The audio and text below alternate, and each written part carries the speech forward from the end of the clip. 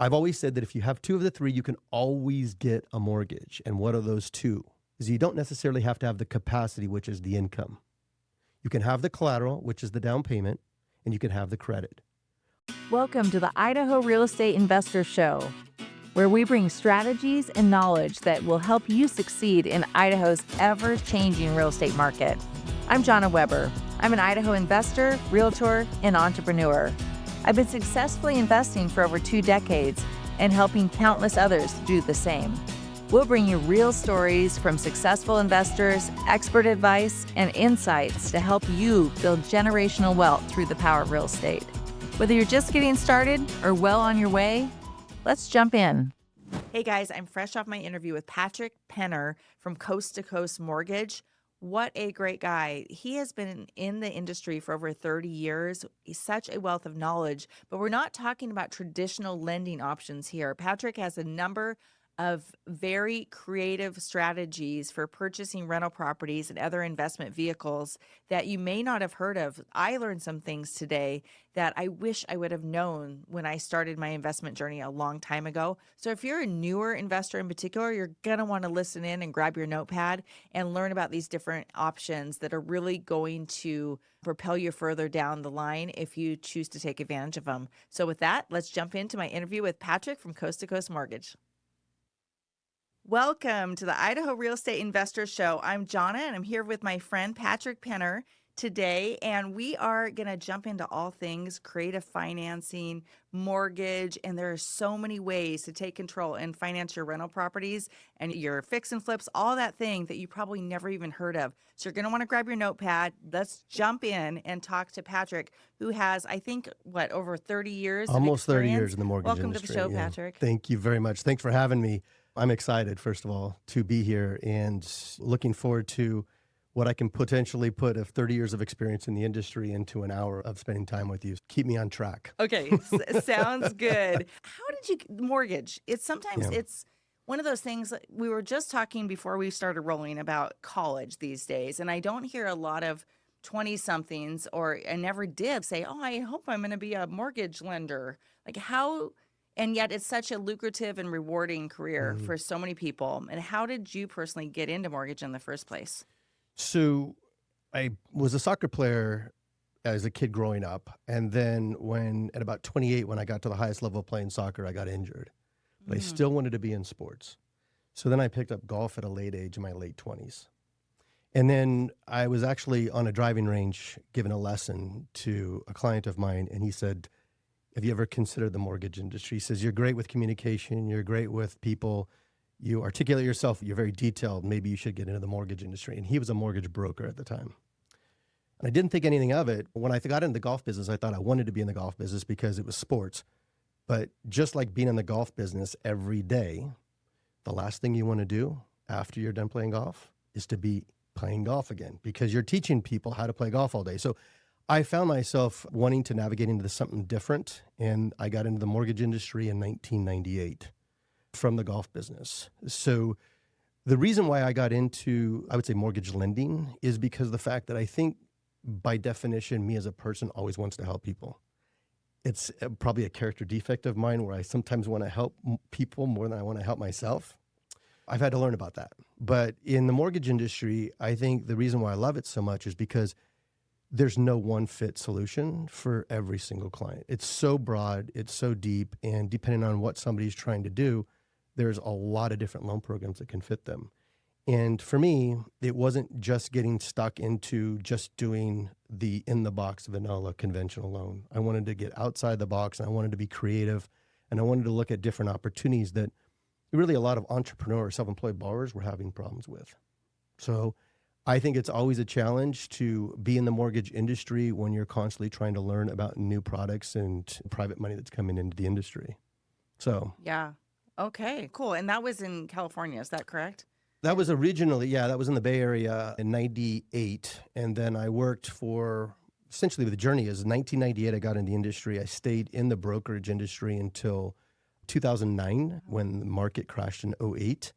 And then from 08 to really late 2014, I worked for Wells Fargo, private mortgage banking.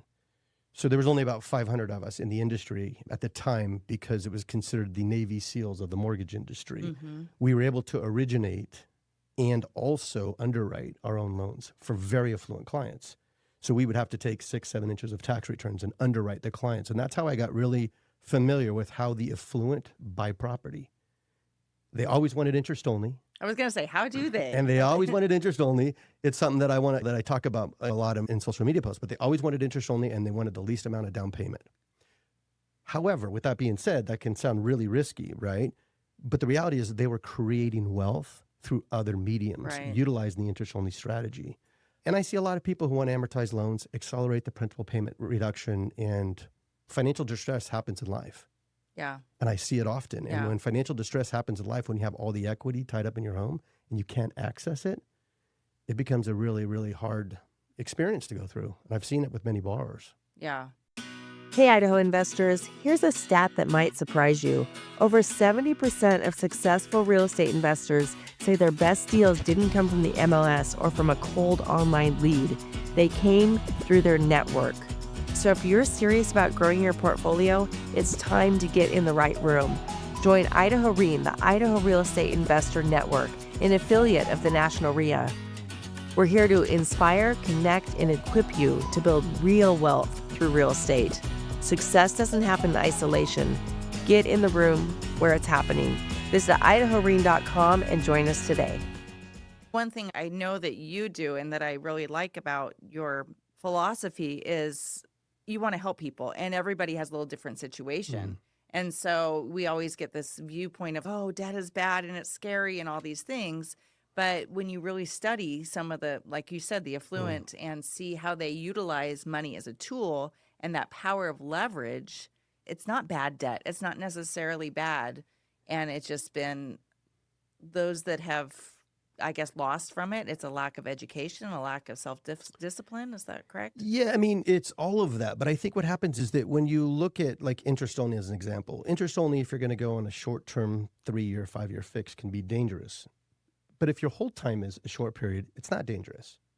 If you plan on holding on to a home for a long time and you're getting a 3 or 5 year interest only, it can be very dangerous for you because the adjustment depends on what the market's doing at that time. But I think overall, when you start to look at how to leverage a mortgage, I use other people's money as number one. And then number two, if you think about how banks make money, it's through arbitrage. And arbitrage is the best way because when you look at arbitrage, when you have a homeowner that's looking to have another opportunity that comes up that they want to take advantage of, the first thing they look at is not their cash, it's not their non-qualified or qualified assets, it's the equity they have in their home. So in order to leverage the equity they have in the home, if they've got a lot of equity, they've got to get it back out. And how do you do that? You have to qualify. But if you can't qualify, you can't get it back out. Okay. Yes. Absolutely. So that's one of the biggest things about lower down payments, but it's got to fit your financial goals, right? It's got to fit your balance sheet. Let's get to the basics because I know a lot of our listeners are new investors and they're in Idaho. And actually, we're getting more and more listeners. That's fun, our statistics. And we've got some listeners from other countries and all of that. So I know this applies to people no matter where they're listening, if they're within buying in the U.S. So many of our listeners and people in our community are just like deer in the headlights trying to figure out the financing piece. They so want to get into investing. They might be high income earners, but they're still very confused on where to go. I had 3 new investors at our lunch that we had yesterday. And the biggest thing is I've learned all the how, and I've learned what to do for a fix and flip and learned how to do a medium term rental and all that. But I don't understand the financing piece and how do I go forward? So what would you say if you were talking to a new investor that was very interested in purchasing their first property right now? What do they need to assess to see what kind of financing is right for them?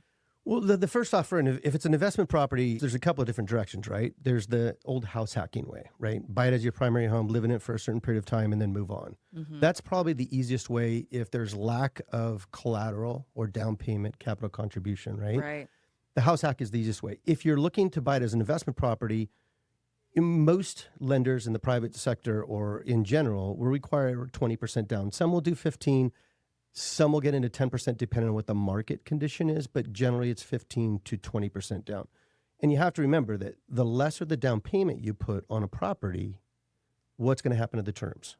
they're going to get accelerated. They're going to get higher. And what happens if they get higher? Then that investor is cash buying flow. that property. There's no cash flow, right? So then Right. we're in this position going, I want to put less down, but I want a cash flow opportunity. The two don't work hand in hand, right? So if you're a new investor and you're trying to get involved in it, the question is, demographically, where do you want to buy? Because there are different demographics depending on what you're looking for. Cash flow, appreciation, depreciation, cost segregation, right? Mm-hmm. So demographics is going to be the number one important factor to determine where you want to buy and what it is that you're looking to buy. When you get into other factors, which is down payment variables, do you buy a property in Idaho or do you buy a property in Ohio or do you buy a property in Florida? There's many different variables to take into consideration and how much you want to scale, right? You look at what's happened here in the last 5.5 years, and if you would have bought a property 5.5 years ago, you probably did pretty well here. Now, as we've seen prices maybe more stabilize and normalize, maybe you don't see the massive appreciation that we used to see. So is it time to maybe buy a property in another state? It's hard to say, but everybody's unique. Right. So What about if someone is looking to invest and they've got high income? I know you said you work with a lot of entrepreneurs too, that maybe not has a little bit unusual cash or resources or ways to generate their income, and they don't have a large down payment saved up. Are there any alternatives for investors? not many lenders in the investment property space will allow lower down payments. You can do it via gift, which is an option. So if you have a gift from a relative, you can do that. I do have one lender that I work with that doesn't source and season funds. If you put money into account before the close of escrow, you could certainly do that. If you're trying to figure out ways to work with a private investor for the down payment, the best way is to have that money in account for a couple of months, because then it will be seasoned and sourced for at least 60 days. But as far as down payment wise, that's always the biggest obstacle. One of the things I'm also seeing is, as you probably are familiar with, is the BRRRR factor. Right. You use the BRRRR approach. The question is, can you do the BRRRR approach still here in the Valley? It's becoming harder and harder to do. Some of the investors I'm working with now are doing the fix and flip approach. I got to back up 1 second. BRRRR, because if a new investor, they probably don't know BRRRR. No, that's true. And I'll jump in here. So it was so interesting, this whole term of BRRRR. Brandon Turner, who was with Bigger Pockets at the time, started talking about BRRRR. And if you don't know, it's buy, rent. What is it? Buy, rent, rehab, refinance, and repeat. Yes, exactly. Yes. Actually, the rent, it's buy, rehab, rent, refinance, and repeat. and repeat. Correct. Yeah, so it's a little brrr. So, anyhow, we just use that like I'm fascinated. That's become common vernacular now that every investor knows. It's just BRRRR. another acronym. And it's such good marketing, Brandon. Kudos to It's you. just another acronym. But that strategy is still something that, because you go online and you say, how do I want to buy a property? And the first thing that comes up is BRRRR, right? So everybody wants to know about it, but wanting to know about it and where it works is two different things. So if you're trying to do a BRRRR strategy here, then that will help you if you don't want to fix and flip it, but fix and hold it with long-term debt. The benefit of that is to be able to refinance the acquisition debt, refinance the rehab debt, and then do it all over again. Conventional lenders have changed their guidelines to be able to do a lot of that stuff. I do a lot of no seasoning, where individuals can use new value and get cash out to be able to rinse and repeat that process. I've heard you. I saw you post something about that recently on social media about sometimes there's like these holding periods and waiting periods, and you've got some options. Well, to that. conventional, if you're trying to get cash out of a property that you fix and flip and you're trying to use new value and get a higher dollar amount than what you put into it on an acquisition level, conventional will make you wait 12 months for cash out. Rate and term is a little differently. But on my side, which is the non-qualified mortgage side, the non-QM side, it opens up a lot more opportunities. Okay. I love having those conversations with investors because the mindset is, I have to wait 12 months or I have to wait 6 months. It's not necessarily the case. Okay. Yeah. Oh, that's really good to know. Yeah. I know that you talk a lot, and you probably do a lot of DSCR loans. Can you tell the audience what DSCR is and who might utilize that as so a DSCR source? loan is a debt service coverage ratio. That's what it stands for, debt service coverage ratio. DSCR loans do not use personal or business income of an individual homeowner or borrower. It only uses the property income versus the mortgage debt on that property as far as a qualification factor. The reason why this is important is if somebody doesn't have a lot of income, and I talk about the 3 C's of the mortgage industry, What which are is those? collateral, credit, and capacity. Okay. I've always said that if you have 2 of the 3, you can always get a mortgage. And what are those 2? The 2 is you don't necessarily have to have the capacity, which is the income. You can have the collateral, which is the down payment, and you can have the credit. I've helped a lot of people with no job, no Wow. employment. I helped somebody that sold a home in Seattle and bought 3 investment properties with no employment. How does that work? We're just utilizing the down payment and their credit. So we basically take the down payment variable, make sure that the property debt services properly, and then we have credit that we take into the equation for somebody who's able to pay their bills on time. So that's how we essentially underwrite a DSCR loan. Now, not every property is going to debt service. And to understand more about DSCR financing, there's really 4 buckets of DSCR financing. Okay. There's the one that's the lower level, which is the no ratio DSCR. That means that we're not taking the income and not taking the debt into the equation when qualifying on the underwriting parameters. There's the low ratio, which is an example would be a $1,000 mortgage payment, $800 of income is a 0.80 DSCR. Okay. A 1.0 would be $1,000 of rent and $1,000 of income. That's a 1.0. When we get above to a 1.2 or 1.3, that's where you're going to get the best terms on a DSCR level. The higher the risk, the higher the terms. In terms mean rate. Rates. Okay. Rates and cost. Okay. Exactly. On the whole, are DSCR loans usually higher interest than a conventional? Yeah, that's interesting. You and I had some exchange on some builder DSCR financing that I'm doing right now. And with using seller concessions, because conventional limits you to 2% on an investment property on a new build. Right. With DSCR financing, there's lenders that will do 6%. And in some cases, I have one that will do 7%. What's the benefit of that? The benefit is that you can accelerate that interest rate even further down than what conventional rates are. I just quoted a builder on a 30% down with using some concessions at 5 3/4 on an investment property, which that's not available on a conventional side right now. Right, right. What do you think about the idea of people investing in new construction? I think new construction is a great opportunity. There's lesser in cost, so expenses up front probably. The ability to leverage seller concessions, I think, is very valuable. Mm-hmm. The question is how much you're going to be paying for that house, right? It's all about trying to figure out what's the objective of that purchase. Because see, what a lot of people end up doing is they want to have cash flow. They want to have appreciation and maybe depreciation. But when you start to get into the first 2, which is cash flow and appreciation, one we really don't control, which is the appreciation level. The cash flow position, as we continue to expand here in the Valley, it's becoming more and more challenging to get cash flow. So we have to start thinking about how we want to buy it and what we're actually buying it for. Mm-hmm. Yeah. I think I'm an advocate. I'm very conservative as far as my expectation for cash flow. And I think I want to encourage people listening. Yes, it's amazing to have amazing cash flow out of the gate. But truly, real estate is a long game and it's very forgiving with time. Sure. I just want to say, don't beat yourself up if you can't get that elusive 1% rule or something when you're purchasing, because it's a long game. And if you're holding it for a long time, the beauty with new construction too is you've got such little you have no deferred maintenance right, for so long. And so you're not worried about an HVAC system going kerplunk the first month after you bought it, which has happened to many of us if you've been investing in more than one property. Yep. And you have such an opportunity to attract a great tenant. There's so many positives.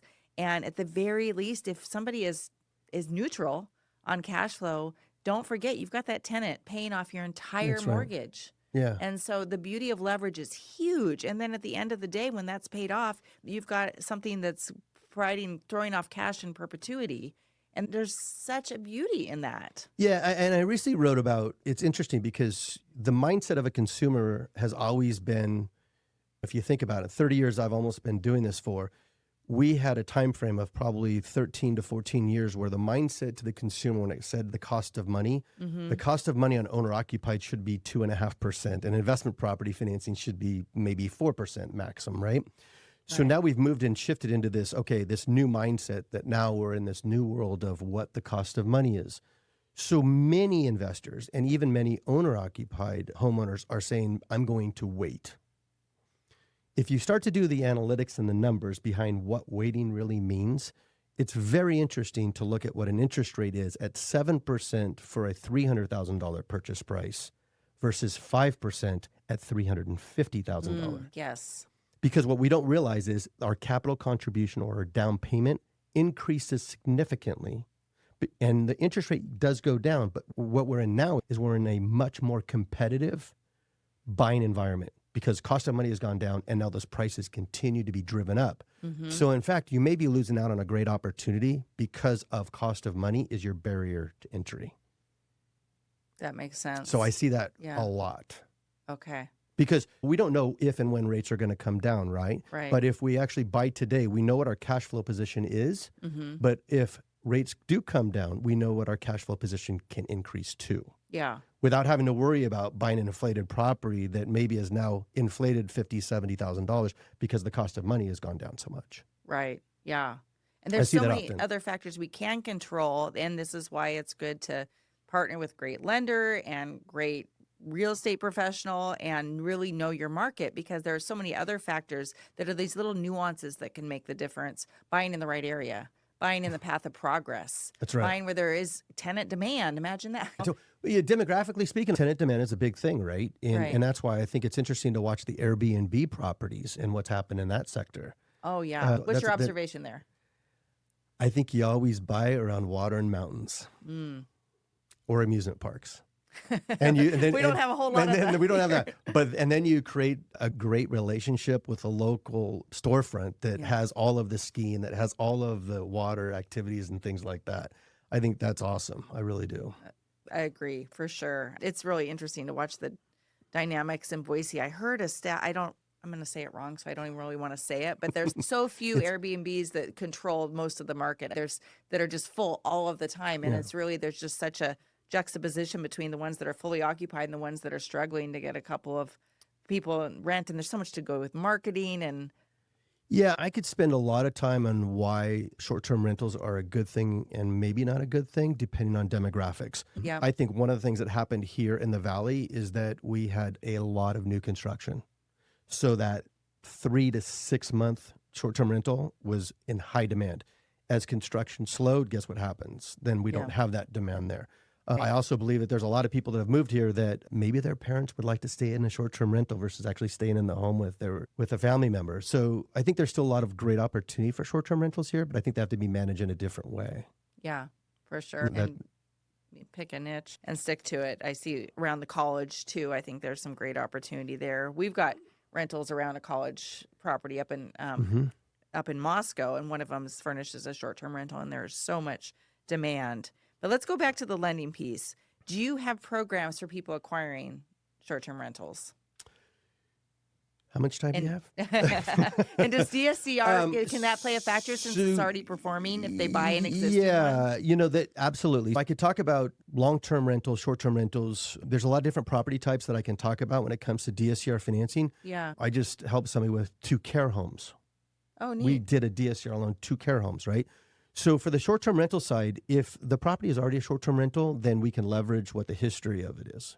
If the property is going to be used as a short-term rental, then we just use AirDNA factors. Gotcha. And then we use a percentage of the AirDNA. I'm actually just closed one in Florida where it wasn't an Airbnb property, but we used the Airbnb data. So absolutely, those can be financed. Okay, that's great to know. Airbnb is an awesome DSCR loan. Again, I think it's just about the property dynamics and what you're looking for out of it when you're looking to buy it. Okay, perfect. And then as far as your higher income earner, someone that qualifies for a loan and they're shopping to buy an investment property, how would they know whether they're better off using like conventional products financing versus That's a great question. DSCR product? That is a great question. And how I look at this is if you're buying in a primary home, you're probably not worried about asset protection as much. Right. If you're buying an investment property, you're probably worried and should know about asset protection because liability is a big thing when you're buying an investment property. So for me, the first thing I ask is what's most important to you about buying this property? We have to understand the why. Mm-hmm. When I understand the why, I can say, okay, is it a DSCR loan or is it a conventional loan? And many people will say, I want to buy it conventionally because the cost of money is lower. It's not always the case. It can be, but it's not always the case. Then I have to go to the next level, which is, okay, the cost of money is important to you. What about asset protection? And is that important to you? Being able to vest directly into your LLC and into your entity, to not commingle all of your entity platform into your personal platform. That's a big one. Great point. Yes. So if I look at this and I say, if I'm going to pay a 0.5% higher in rate, but my liability is going to go down, well, if I have an issue where I'm actually in a tenant liability situation, I'm going conventional, it was vested in my personal name, how much more am I going to be exposed versus just my entity and just my entity's bank account that I have it under? Okay. Gosh, you got my mind spinning. Okay, I'm going to use a personal example of something. And that normally happens, by Yeah. the way. Okay, There's so many directions. This is something that I thought I'm going to ask you right here on air. Sure. I'm thinking about 1031 exchanging a property. It is, I own it free and clear, and it's in an LLC. If I 1031 exchange it and purchase and I get a bigger property, I'm going to need a mortgage for it. Okay. But it's in an LLC name. I was wondering how I can do that because I can't. It's still going to be an in my investment personal, property, yeah, it's still going to be investment property, Yep. but it's not in my personal name. And my personal name is the one that has the income, not the LLC, because I will have sold the property and there's no income. Well, how does that work? Hey, Idaho friends. If you're busy like me, you're always on the lookout for trusted professionals that can help you with your business, home, and investment needs. Whether it's a trusted lender, property manager, or a service provider that you're going to have come into your home or work on your investment property, there's always a need out there, and we want you to have great and trusted resources at the ready. In response to this, Idaho Reen has developed an exclusive vendor directory chock full of businesses that are ready to help our community. Head on over to idahoreen.com, grab your free copy today, and don't forget, let them know that Idaho Reen sent you. entity to entity.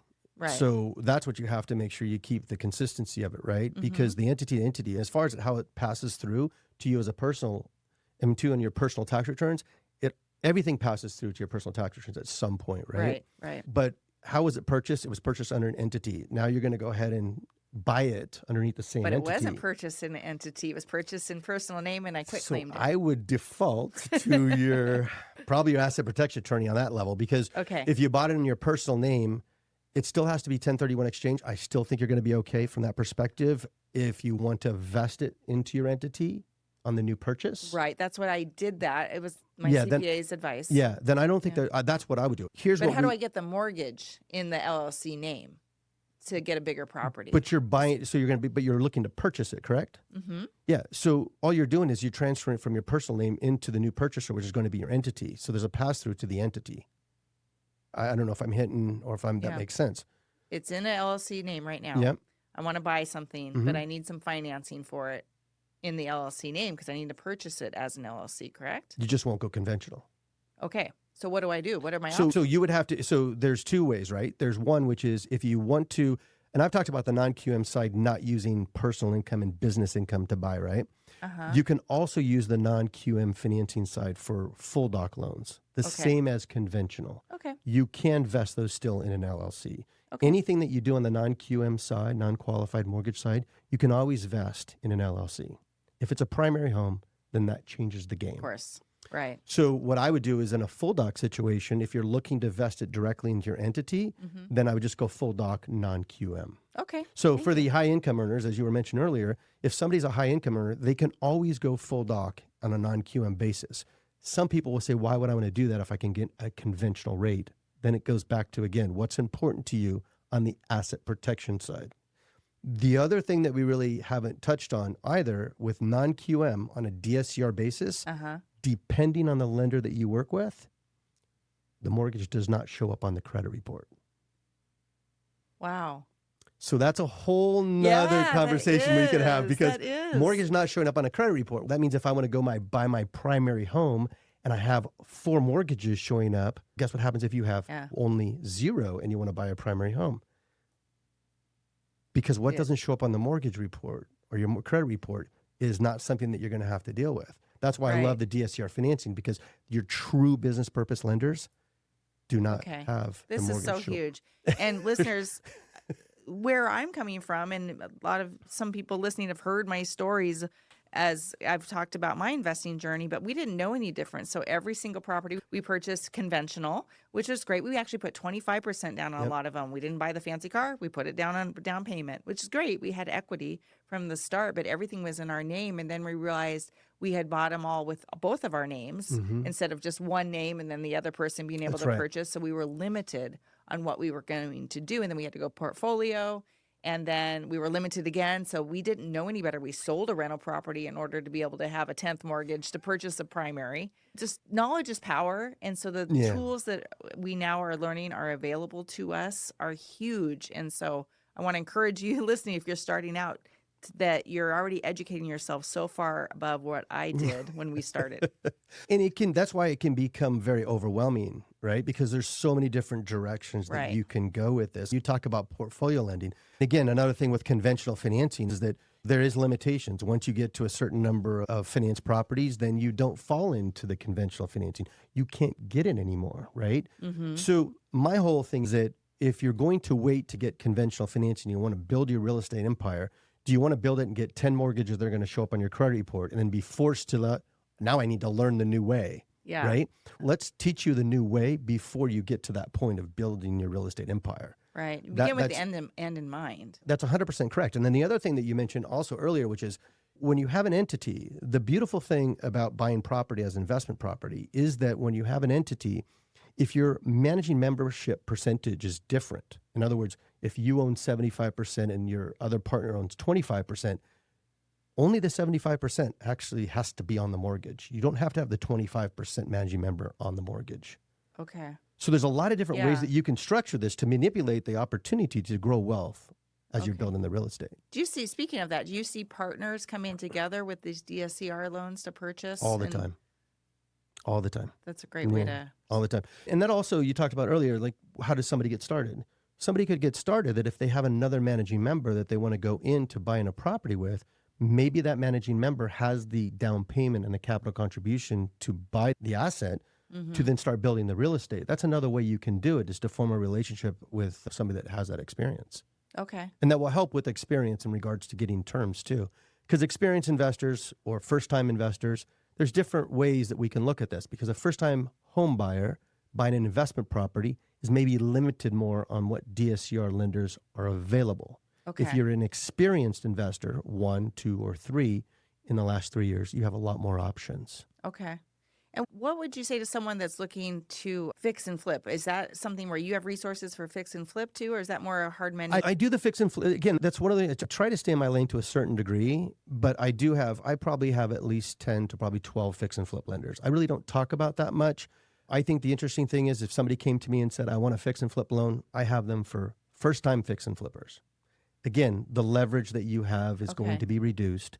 If somebody's got a lot of experience, I could do 100% loan If to someone's doing cost. their first fix and flip, how much money how much skin in the game do they? They'll need 20%. 20%. Yeah, they'll need 20% as a fix and flip. And then generally speaking, they'll need the lender will actually pay for they'll have to pay for 80% of their rehab cost. Okay. And then the ARV after repair value Right. would have to be 70% or below. When you get into the more experienced investors, they're out there at 100. So 100% loan to cost, 100% rehab, and the ARVs can be sometimes at 75% and above. So it really just depends on experience. Okay. What's a bridge loan? Well, so that's okay, a bridge loan. There's a couple of different ways I can Yeah. look at that, right? There's a bridge loan that if you're looking to bridge the gap from your primary home that has equity in it, Yeah. that you're looking to buy a new property, you can get a bridge loan on that so that you can buy your new property where you have up to a year to sell your existing one. Okay. You can do bridge loans where you can do a bridge loan where you can get financing to do maybe some rehab work. Okay. Or if you're looking for a short-term rental a short-term investment property that you're looking to buy, you can get a bridge loan that's going to give you the opportunity that may be a little lesser in cost than maybe a fix and flip loan is. So bridge loans is basically allowing you to bridge the gap between two different properties, or depending on what your acceleration is, to acquire and to sell. It may be a better product for you than a fix and flip product. Gotcha. Okay. With all of these scenarios, I would imagine that you encourage people to come to you first before they identify the property. So the questions you're asking are all spot on. So you've been doing this for a while. So here's the biggest thing I see. Somebody comes to me after they've made their decision. Right. And they say, I'm in this position. How do I get out of it? Oh. And I see that quite often. That's Made what their decision, like make put their an offer on decision. a Make the property? decision like they'll actually acquire the property, and then they'll try and figure out how to. That happened a lot in late. So this happened a lot in late 2021 to 22 when interest rates went up. Right. I had Yeah. 60% of my calls were investors saying, I need to hold on to this property because I can't sell it. What do I do? And then I would profile how they bought it, how they put the rehab into it, and then what they were trying to utilize as income to be able to qualify for long-term debt. Mm-hmm. So when you're talking about this, it's very interesting to look at the options available when it comes to that. What do they do? Do you hold a property because your exit strategy, you can't get out of it? What is the primary purpose of what you're trying to do? And I think when you're pre-flighting with me or with any lender, it's important to know that pre-flighting is basically saying, this is what I'm trying to do. Does it make sense? Yeah. If you don't do that and you go to acquire the property, then you're in a reactive mode. Gotcha. And Yeah. reactive mode can cost a lot of money. So anything I do with any client that comes to me, I always say, spend the 45 minutes, spend the hour on the phone with me, and let's pre-flight it. I was just talking to a guy in Eastern Idaho just recently, and I spent an hour and 45 minutes on the phone with him talking about all these different opportunities. And I said, I'm just appreciative that you're coming to me because doing this is super important to make sure that you're making the right strategies or making the right decisions for the strategy that you're trying to implement. The problem is that if you don't do it now and you wait 3 months or 6 months, those strategies may become irrelevant because Right. the cost of money can change. Right. And the other thing I would say not to do to a new investor is don't get something under contract without a plan for how you're going to finance it and call someone like yourself in a panic needing to get that. That happens. I know. I'm That a happens. realtor. always get pre-approved. Right. And for me, it's for a DSCR loan. The beautiful thing for a Yeah. DSCR loan is I just have to know what the property is Yeah. producing, what the expenses are on the property for Right. taxes and insurance. Right. And I can get your pre-approval letter in literally 30 minutes. It's also a not a good big way to deal. like burn bridges with if you're buying off market, even with wholesalers Yes. and people that are even directly with sellers, and you're not Yes. able to close on that loan. This is a small state, and it's really easy to burn your reputation with a few missteps there. So I can't emphasize that enough. The power of being Yes. prepared ahead of time. I wish we had time for everything. I want to segue into a couple of things, Patrick, because we mentioned briefly that you've been doing this for over 30 years, but I know that you're an athlete at heart. You mentioned golf, and I know that you were really involved in soccer. Can you tell me a bit, just out of curiosity, a little Well, of your so background? my background in soccer is that I played soccer since I was 6 years old. That's a long time ago. And then I went through high school, and I would say I was one of those individuals that loved playing sports. I did not like school. So when I was playing sports, all I wanted to do was play soccer. It was my soccer shoes and my soccer ball. I loved it all. And I became so in tune with just playing soccer that I went to a junior college and I scored 52 goals in 2 years, which was quite a feat in soccer, by the way. That is It's still the school huge. scoring record at the junior college. And while I was in the junior college, I had a couple of individuals that watched me play from Brazil, which was Botafogo and Flamengo, 2 clubs. And they wanted me to go try out in South America in Rio de Janeiro. And I was playing soccer and I was ready to go, had everything, clothes, airplane, plane tickets, all bought. And I never went because I never got confirmation back on who was going to pick me up from the airport. And I don't know if you know anything about Rio de Janeiro. Not much. It's a very dangerous place to go as an 18-year-old. I never went. And do I look back on that as a missed opportunity? I would probably say, yeah. My whole thing about soccer is, and even for life and how I live it, I'm trying to utilize all the experiences I've had in life to be able to help, as I say, the next generation behind me. Because I think it's so important for us to, when we leave this place and whenever that is to be able to say, did I have an impact on life? And sometimes that's hard because sometimes I see opportunities and a lot of potential in people, and I know that they can do it, but I have to leave it up to them to figure out what that path is.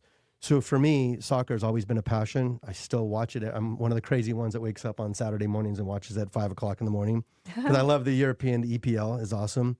But yeah, I still love the sport and I still watch it, and I love playing golf too. Oh, I love that. Yeah. Soccer is fascinating.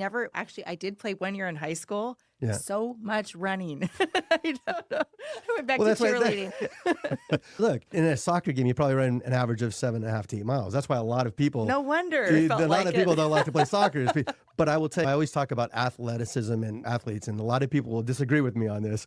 But I think that soccer players and hockey players probably number one, are the most athletic players, athletic athletes in sports. Yeah. You try and put a pair of skates on and try and do that. And I've tried it, and it's not easy. Yeah. Let alone trying to fight somebody in skates, right? Right. But soccer, it's interesting what you're able to do with your feet and the technical ability of being able to take a ball and hit it 70 yards to somebody in the air. And it's a beautiful sport. I love how the world comes together for it. Not so much in the U.S. as much, although I know we're getting soccer teams here in Boise. We are. That's going to be Yeah, exciting. we are. We're actually holding the next World Cup, honestly. The next World Cup is in 3 countries. It's Mexico, United States, and Canada. Oh, that's exciting. I was in Europe, in Italy, actually, during the 2014 World Cup. And I remember in Rome and watching it on these Roman ruins. They had the screens set up, the huge screens watching the World Cup and the music going. And it was just like a feeling like no other. So that's really good. It's one of those things where it's literally, and if you watch the English League and the EPL, and it's amazing, it's a religion to them. Mm-hmm. This is what they know. And the World Cup, when you bring the World Cup together, you've got all these countries now coming together. And I think it's one of the most beautiful things because it's one of the only sporting events that we really, really see that happen Right. for 30 days. And Yeah. it's just an incredible, I love the World Cup. It's just amazing. And I've always been a Brazil fan. Brazil's always been my team for many, many years. I grew up watching Pele play, and he's always been somebody that I looked at and looked after. The sports has changed a lot. And I'm excited to see that we're bringing a soccer team here. I was curious because they were talking about what they were going to have as a sporting team here, a professional sports team, and it's exciting to see soccer come here though, because it's a big sport in the Valley. Yeah, it is. On a personal note, as far as you, I know you've got a family. Tell me a little bit about what's going on in your personal life, and do you have any goals and things you're looking forward to in the next couple of years? For me, family life. We have a daughter that's 27, just turned 27, and has a newborn. Yay! I know So that we're just going happened this year, right? Yeah, that actually just happened in March. Yeah, Grandpa is still not registering with me yet because I'm like, am I really? Yeah, some people call me Grandpa, and I'm just trying to accept it. But it's a beautiful thing. It's amazing to watch another human being be brought up and just have no idea why they're here, and watch them how they evolve and develop. My daughter's amazing. She's an RN at the Trauma 2 here in Boise. Oh, cool. So she's a nurse, and she does extremely well in helping people. And my wife, who I can probably say this now because she was in the Bay Area working for a big company, and then she's now here 100% of the time working for ICCU. So we're excited to have everybody here as a family, because when you're transitioning from another state, sometimes that's a little more challenging to be able to get everybody together because it doesn't happen overnight. Right. I came to Idaho sight unseen. I knew nothing about it. I just said, I want to live here because it aligned with the people. That's when I came here, and I love it here.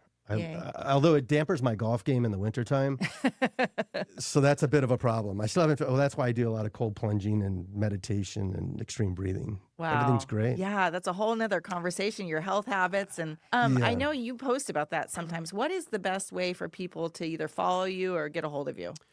I would say as far as getting a hold of me, they can always go on social media and follow me through Facebook. They can reach out to me directly. My number is 208-901-4734. I'm on Instagram. I'm on LinkedIn. Those are all the normal social media platforms. Perfect. And of course, from time to time, you show up at our events Yes, with Idaho I'll be there Green this one coming up. Okay, sounds great. So you can always catch Patrick at an event too, and grab a time to chat with him about your loan needs. But I'm just so appreciative of your wealth of experience that you bring to the group, Patrick, and also to this community. And it's so good to have these options. And I'm all about helping people have more opportunity than I had when I started my investing journey. So thanks for sharing today. This has been great. You're very welcome. Look, I think that's the reason why I wanted to come here and do this with you, because I think opportunity, again, somebody that's new coming into investing in real estate, having these resources is super valuable. But I think it helps them accelerate their path to whatever they're trying to do. Right. So Absolutely. Guys, thanks again for tuning into the show. We will see you on the next episode. Go and grow. Well, that's a wrap for today. Thanks for joining me here at the Idaho Real Estate Investors Show. I hope you're leaving with new insights and inspiration to help you truly grow wealth through real estate. If you enjoyed the show, do me a favor. Please subscribe, leave a review, and share it with those that can benefit from it. Go and grow, and I'll catch you on the next episode.